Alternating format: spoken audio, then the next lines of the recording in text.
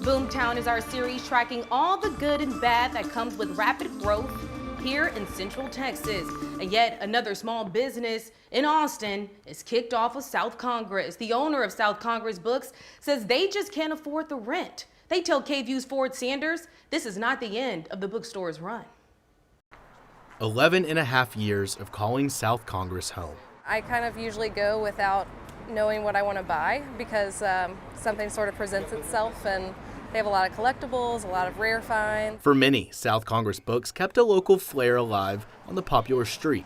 But after newly announced rent increases, the shop has no other choice but to relocate.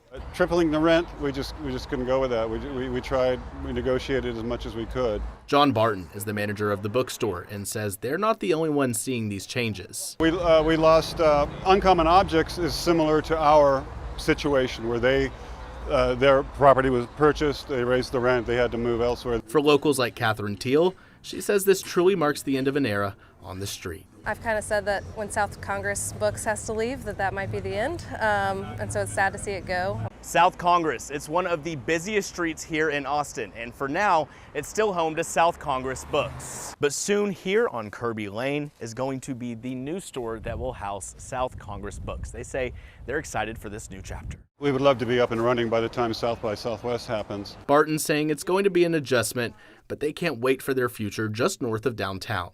Northwest Austin is going to be where a lot of our regular customers come from, and so we're going to be moving into their neighborhood. As far as their name, well, Barton says they don't have plans to change it just yet. It'll be kind of a mouthful, South Congress Books on Kirby Lane, but I imagine in a year or so we might just change it to Kirby Lane Books. In Austin, I'm Ford Sanders.